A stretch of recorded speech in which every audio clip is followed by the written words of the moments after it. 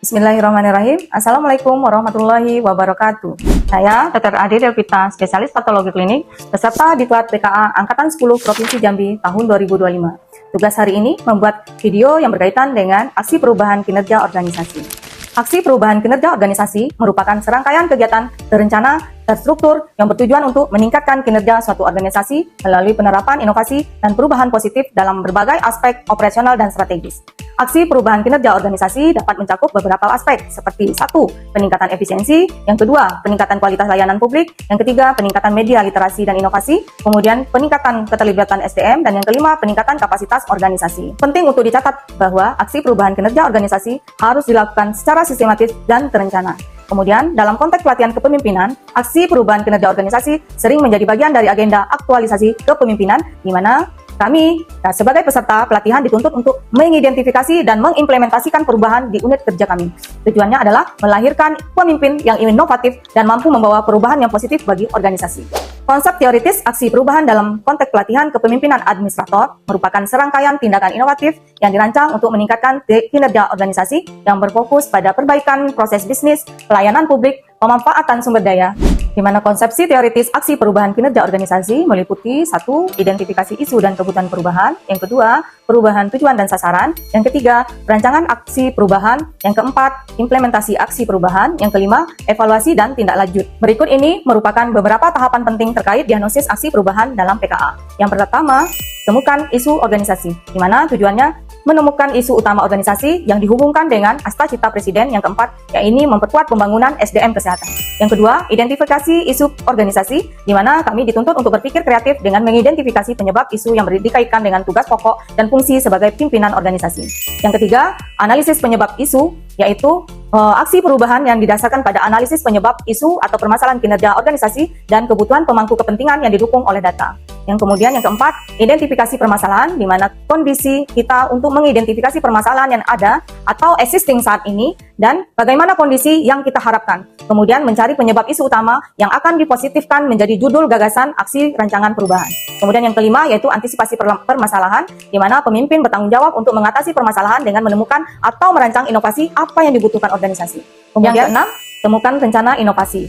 Rencana inovasi atau aksi perubahan sesuai dengan isu utama yang ada dalam organisasi dan inovasi yang akan dirancang, bermanfaat, dan sebagai solusi untuk organisasi. Kemudian yang ketujuh, yaitu rancangan judul inovasi, di mana rancangan inovasi atau aksi perubahan sesuai dengan kebutuhan lingkungan kerja yang nyata dengan berkonsultasi dengan mentor dan fasilitator.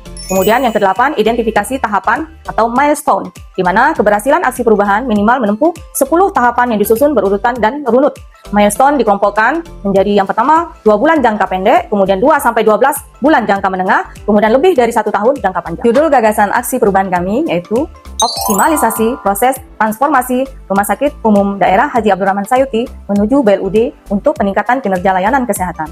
Langkah pertama yaitu pembentukan tim efektif, kemudian langkah kedua pembentukan tim penyusunan ramperwal dan laporan keuangan, langkah ketiga rapat awal dan koordinasi tim, kemudian langkah keempat konsultasi teknis, langkah kelima penilaian kelayakan oleh tim penilai BLUD, yang keenam yaitu langkah keenam koordinasi pengajuan ke Kementerian Dalam Negeri, kemudian langkah ketujuh persetujuan dan pengesahan. Kemudian output yang kami harapkan, yang pertama terbentuknya tim penyusun dan tim penilai BLUD yang efektif dan efisien, kemudian yang kedua tersusunnya dokumen ranperwal dan laporan keuangan sesuai standar BLUD, kemudian yang ketiga dinyatakannya kelayakan rumah sakit kami sebagai BLUD oleh tim penilai, kemudian keempat terbitnya peraturan wali kota tentang penetapan rumah sakit kami sebagai rumah sakit yang sudah BLUD. Yang kelima yaitu RSUD kami beroperasi secara BLUD dan memiliki fleksibilitas pengelolaan keuangan.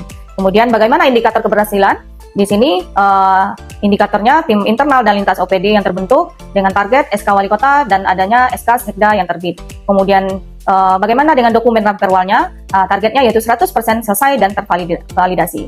Kemudian indikator yang ketiga yaitu rapat koordinasi, di mana targetnya minimal 3 kali. Kemudian indikator yang keempat penilaian kelayakan BLUD, di mana target kami yaitu dinyatakan layak.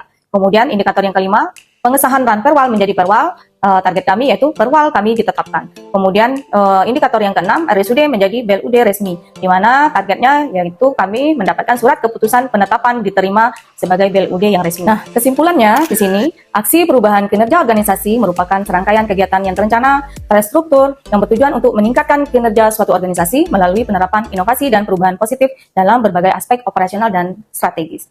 Kemudian Konsep teoritis aksi perubahan dalam konteks pelatihan PKA merupakan serangkaian tindakan inovatif yang dirancang untuk meningkatkan kinerja organisasi yang berfokus pada perbaikan proses bisnis, pelayanan publik, dan pemanfaatan sumber daya. Di mana judul gagasan aksi perubahan kami yaitu optimalisasi proses transformasi Rumah Sakit Umum Daerah Haji Abdurrahman Sayuti menuju BLUD untuk peningkatan kinerja layanan kesehatan. Saran untuk meningkatkan kinerja organisasi, beberapa saran inovasi atau aksi perubahan yang bisa dilakukan antara lain. Yang pertama, kita menetapkan tujuan yang jelas, meningkatkan komunikasi, memberikan pelatihan dan pengembangan, menggunakan alat manajemen kinerja yang efektif, dan memberikan umpan balik secara teratur.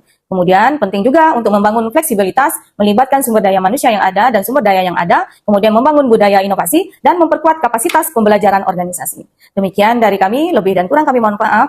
Wassalamualaikum warahmatullahi wabarakatuh.